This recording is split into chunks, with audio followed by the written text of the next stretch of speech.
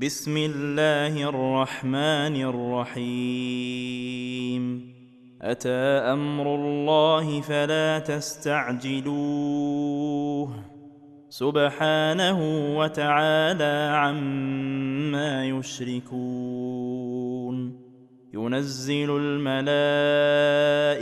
بالروح من أمره على من يشاء من عباده أن أنذروا أنه لا إله إلا أنا فاتقون. خلق السماوات والأرض بالحق تعالى عما يشركون. خلق الإنسان من نطفة فإذا هو خصيم مبين. والأنعام خلقها لكم فيها دفء ومنافع ومنها تأكلون ولكم فيها جمال حين تريحون وحين تسرحون. وتحمل أثقالكم إلى بلد لم تكونوا بالغيه إلا بشق الأنفس إن ربكم لرؤوف رحيم. والخيل والبغال والحمير لتركبوها وزينة ويخلق ما لا تعلمون. وعلى الله قصد السبيل ومنها جائر ولو شاء لهداكم أجمعين. هو الذي أنزل من السماء ماء لكم منه شراب ومنه شجر فيه تسيمون. ينبت لكم به الزرع والزيتون والنخيل والأعناب ومن كل الثمرات إن في ذلك لآية لقوم يتفكرون. وسخر لكم الليل والنهار والشمس والقمر والنجوم مسخرات بأمره إن في ذلك لآيات لقوم يعقلون. وما ذرأ لكم في الأرض مختلفا ألوانه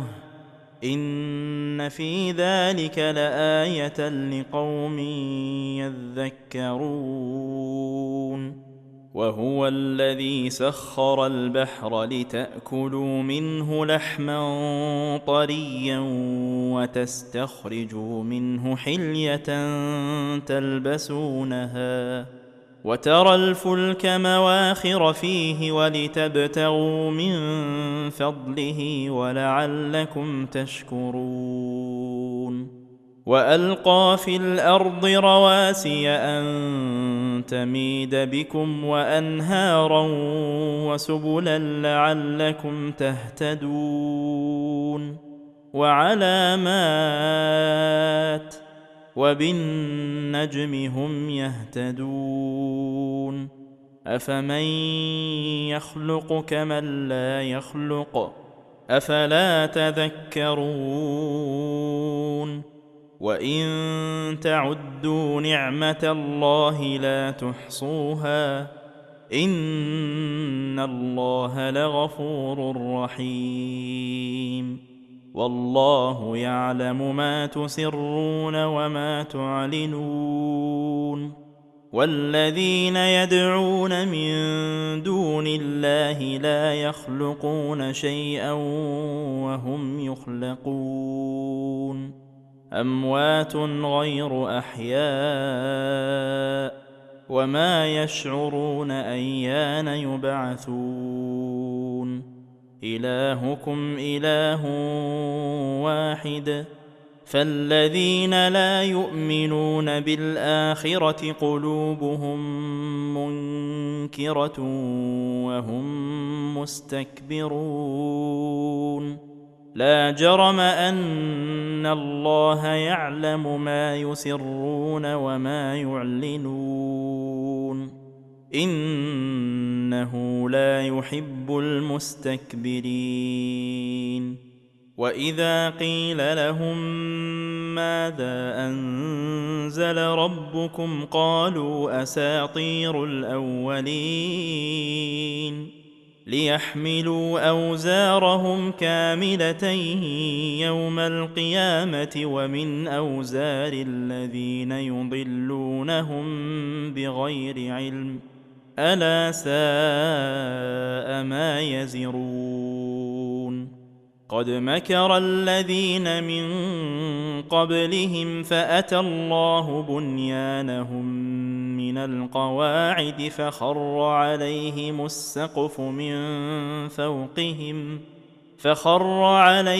السقف من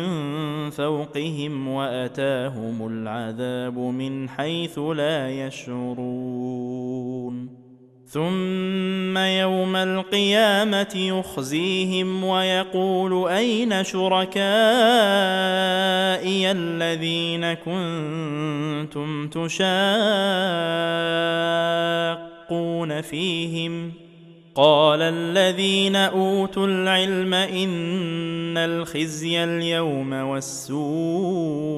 على الكافرين الذين تتوفاهم الملائكة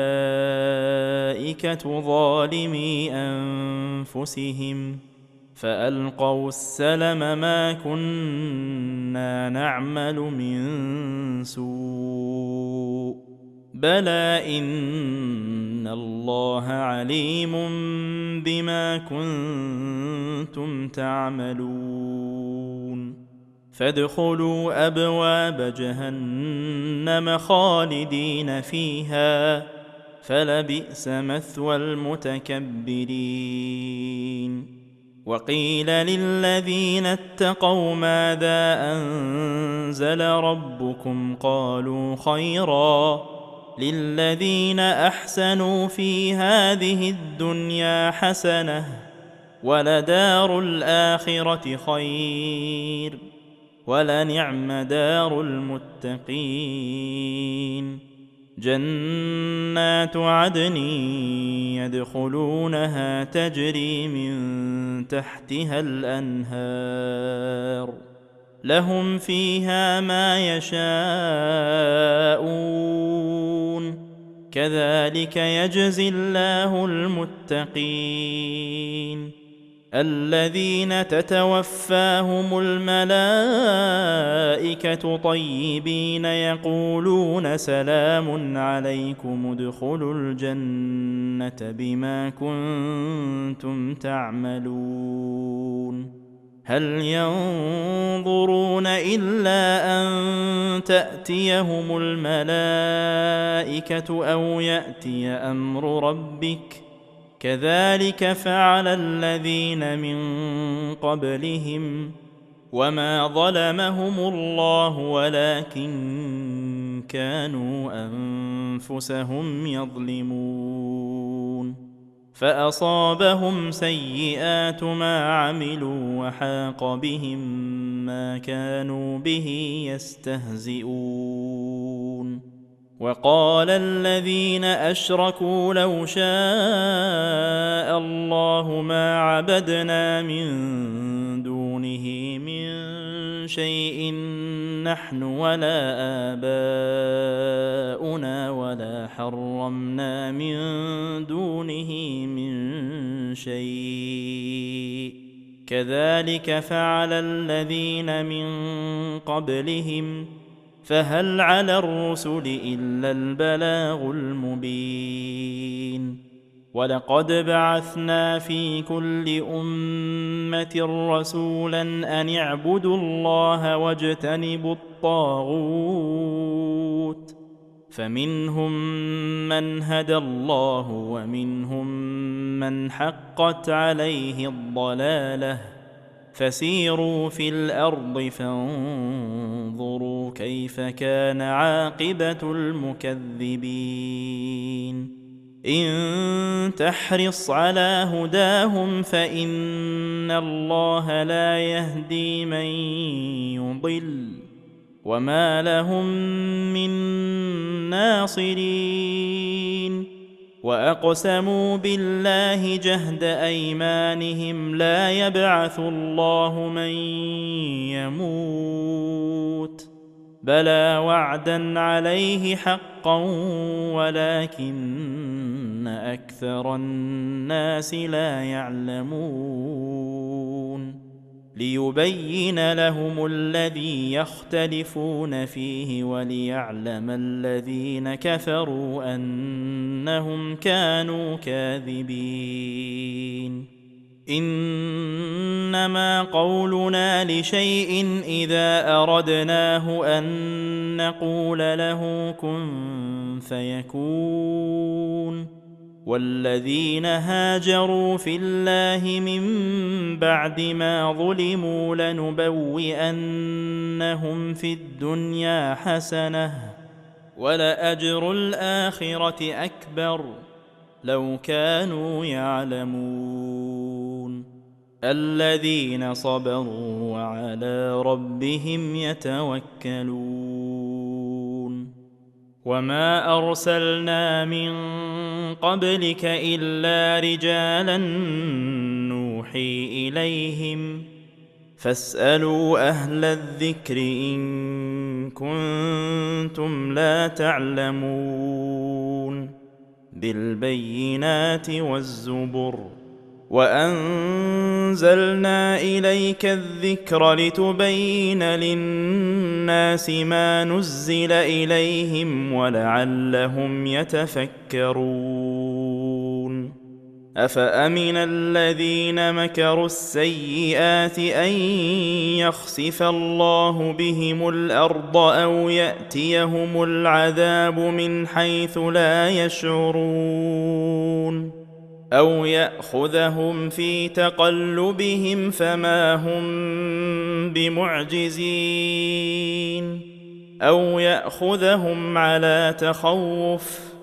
فإن ربكم لرؤوف رحيم أولم يروا إلى ما خلق الله من شيء يتفيأ ظلاله عن اليمين والشمائل سجدا لله وهم داخرون ولله يسجد ما في السماوات وما في الأرض من دابة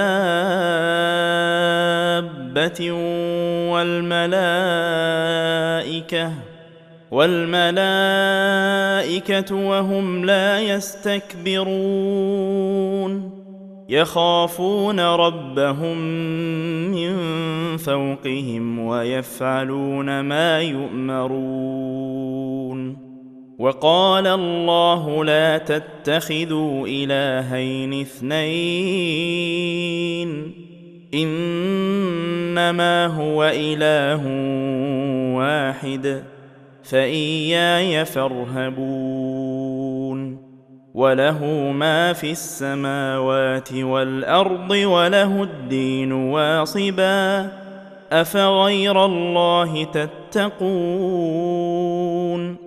وما بكم من نعمة فمن الله ثم إذا مسكم الضر فإليه تجأرون ثم إذا كشف الضر عنكم إذا فريق منكم بربهم يشركون ليكفروا بما آتيناهم فتمتعوا فسوف تعلمون ويجعلون لما لا يعلمون نصيبا مما رزقناهم تالله لتسألن عما كنتم تفترون ويجعلون لله البنات سبحانه ولهم ما يشتهون وإذا بشر أحدهم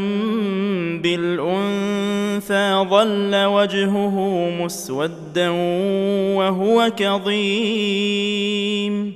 يتوارى من القوم من سوء ما بشر به أيمسكه على هون أم يدسه في التراب ألا ساء ما يحكمون للذين لا يؤمنون بالآخرة مثل السوء ولله المثل الأعلى وهو العزيز الحكيم ولو يؤاخذ الله الناس بظلمهم ما ترك عليها من دابة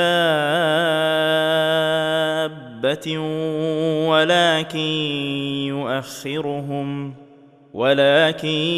يؤخرهم إلى أجل مسمى فإذا جاء أجلهم لا يستأخرون ساعة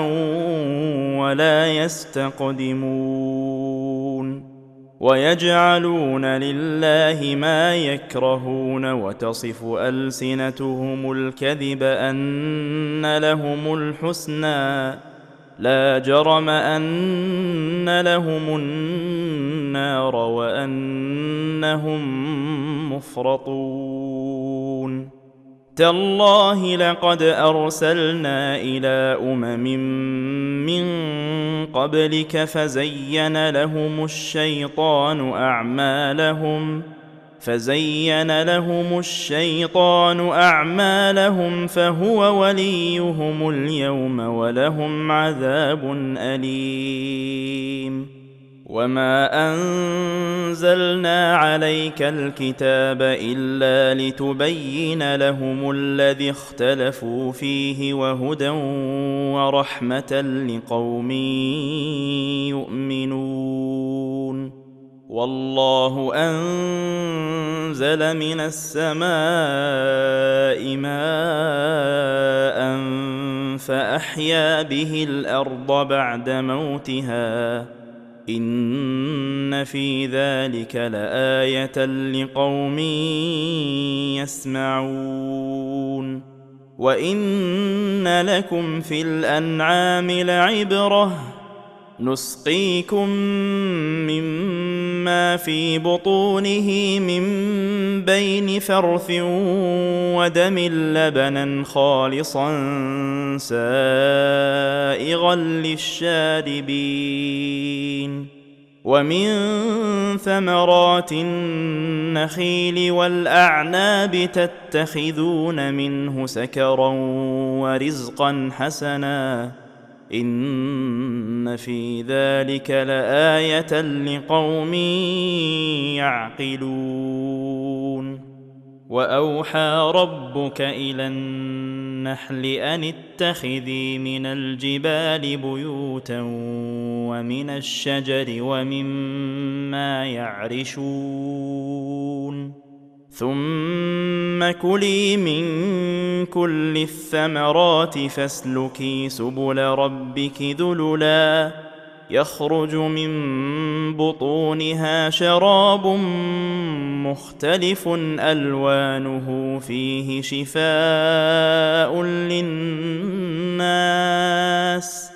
إن في ذلك لآية لقوم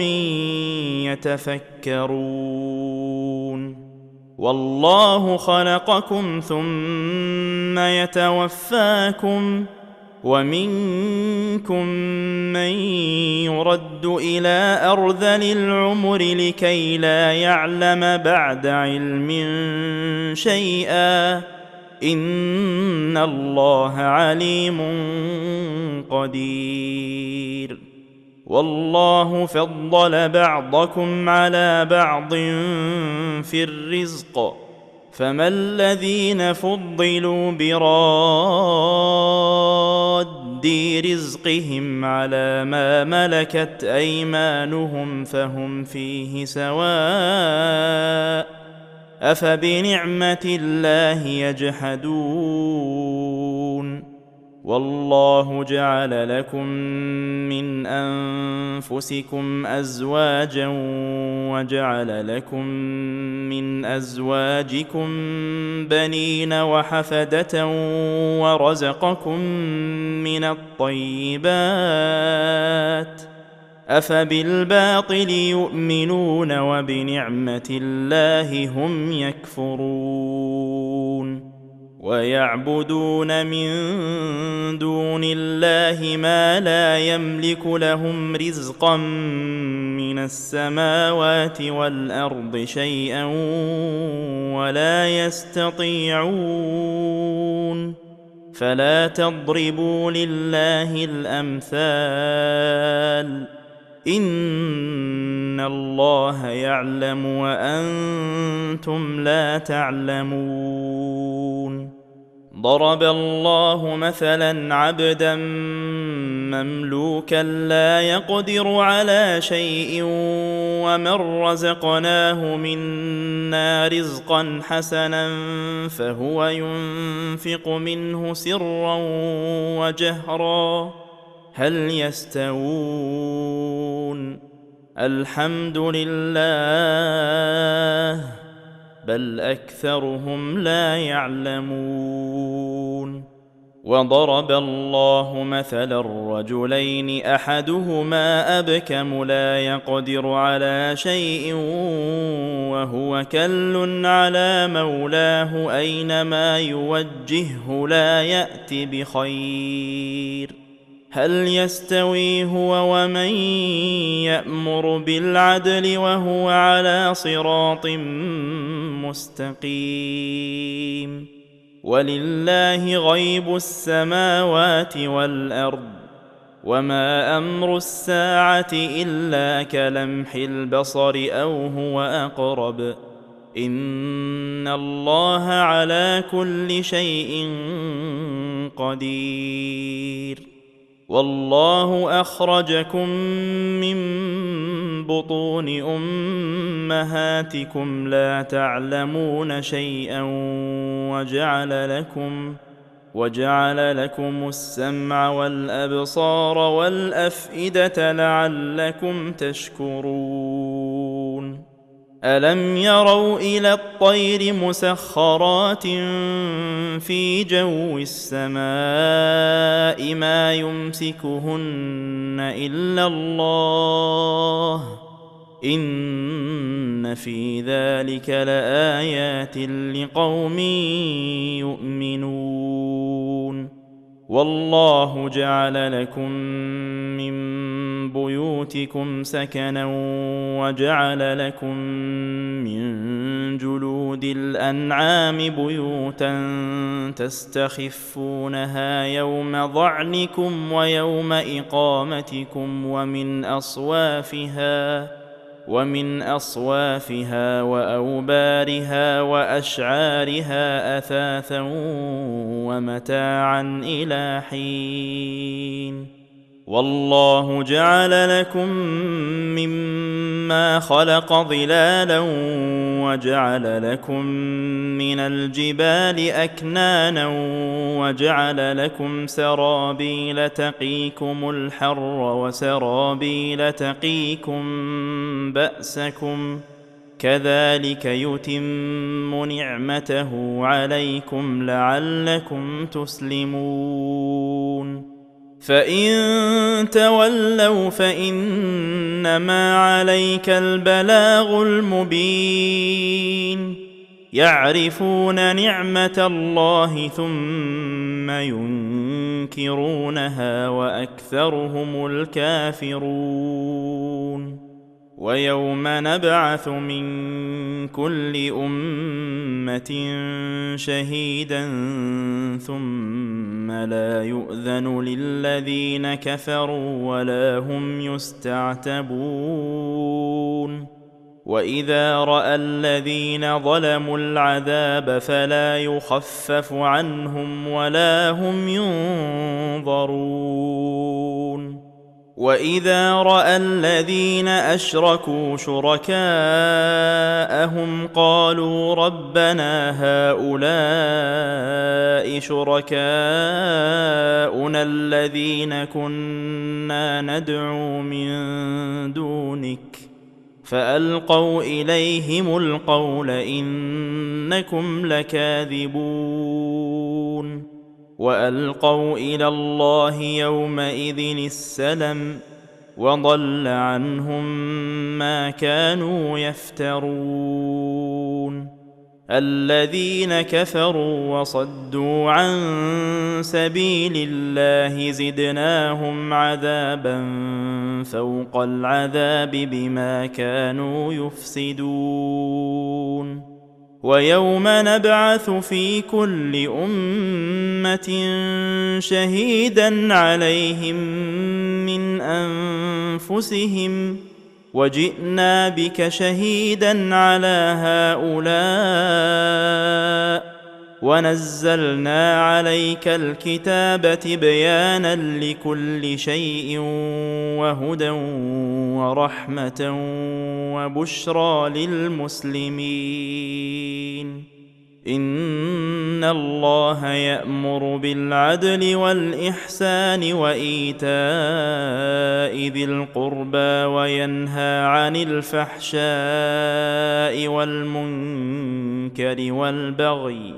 يعظكم لعلكم تذكرون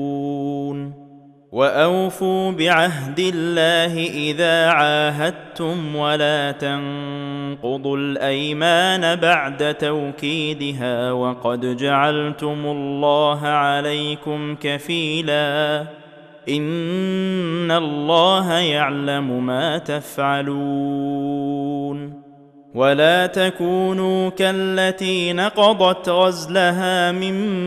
بعد قوة أنكاثا تتخذون أيمانكم دخلا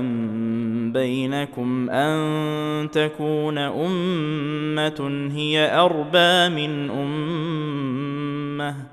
إنما يبلوكم الله به وليبينن لكم يوم القيامة ما كنتم فيه تختلفون ولو شاء الله لجعلكم أمة واحدة ولكن يضل من يشاء ويهدي من يشاء ولتسألن عما كنتم تعملون ولا تتخذوا أيمانكم دخلا بينكم فتزل قدم بعد ثبوتها وتذوقوا السوء بما صددتم عن سبيل الله ولكم عذاب عظيم ولا تشتروا بعهد الله ثمنا قليلا إنما عند الله هو خير لكم إن كنتم تعلمون ما عندكم ينفد وما عند الله باق ولنجزين الذين صبروا أجرهم بأحسن ما كانوا يعملون من عمل صالحا من ذكر أو أنثى وهو مؤمن فلنحيينه حياة طيبة ولنجزينهم أجرهم بأحسن ما كانوا يعملون فإذا قرأت القرآن فاستعذ بالله من الشيطان الرجيم إنه ليس له سلطان على الذين آمنوا وعلى ربهم يتوكلون إنما سلطانه على الذين يتولونه والذين هم به مشركون. وإذا بدلنا آية مكان آية والله أعلم بما ينزل قالوا إنما أنت مفتر بل أكثرهم لا يعلمون. قل نزله روح القدس من ربك بالحق ليثبت الذين آمنوا وهدى وبشرى للمسلمين. ولقد نعلم أنهم يقولون إنما يعلمه بشر لسان الذي يلحدون إليه أعجمي وهذا لسان عربي مبين. إن الذين لا يؤمنون بآيات الله لا يهديهم الله ولهم عذاب أليم. إنما يفتري الكذب الذين لا يؤمنون بآيات الله وأولئك هم الكاذبون. من كفر بالله من بعد إيمانه إلا من أكره وقلبه مطمئن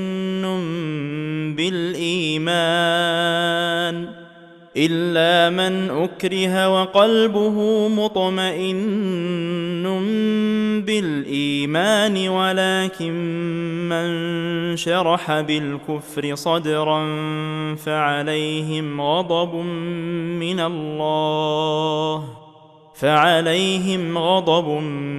من الله ولهم عذاب عظيم. ذلك بأنهم استحبوا الحياة الدنيا على الآخرة وأن الله لا يهدي القوم الكافرين. أولئك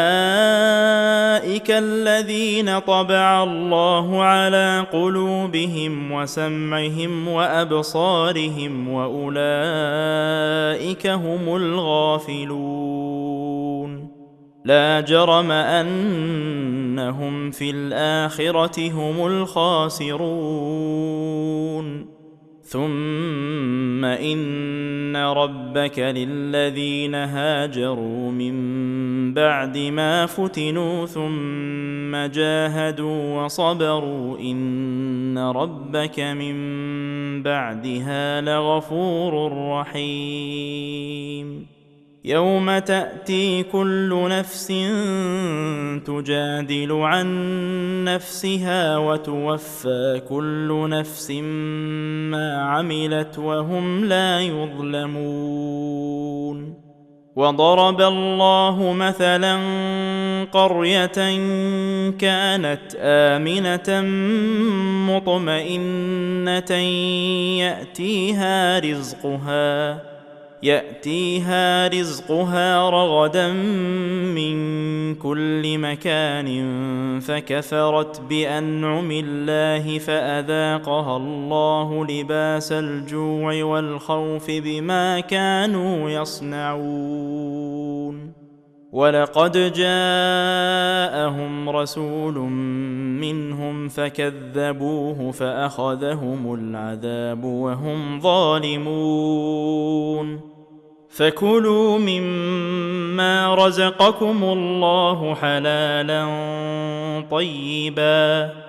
واشكروا نعمة الله إن كنتم إياه تعبدون. إنما حرم عليكم الميتة والدم ولحم الخنزير وما أهل لغير الله به فمن اضطر غير باغ ولا عاد فإن الله غفور رحيم. ولا تقولوا لما تصف ألسنتكم الكذب هذا حلال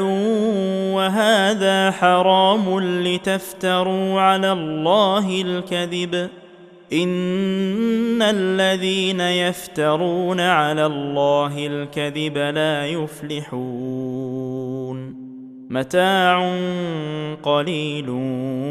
ولهم عذاب أليم وعلى الذين هادوا حرمنا ما قصصنا عليك من قبل وما ظلمناهم ولكن كانوا أنفسهم يظلمون ثم إن ربك للذين عملوا السوء بجهالة ثم تابوا من بعد ذلك وأصلحوا إن ربك من بعدها لغفور رحيم إن إبراهيم كان أمة قانتا لله حنيفا ولم يك من المشركين شاكرا لأنعمه اجتباه وهداه إلى صراط مستقيم وآتيناه في الدنيا حسنة وإنه في الآخرة لمن الصالحين ثم أوحينا إليك أن اتبع ملة إبراهيم حنيفا وما كان من المشركين إنما جعل السبت على الذين اختلفوا فيه وإن ربك ليحكم بينهم يوم القيامة فيما كانوا فيه يختلفون ادع إلى سبيل ربك بالحكمة والموعظة الحسنة وجادلهم بالتي هي أحسن إن ربك هو أعلم بمن ضل عن سبيله وهو أعلم بالمهتدين وإن عاقبتم فعاقبوا بمثل ما عوقبتم به ولئن صبرتم لهو خير للصابرين واصبر وما صبرك إلا بالله ولا تحزن عليهم ولا تك في ضيق مما يمكرون إن الله مع الذين اتقوا والذين هم محسنون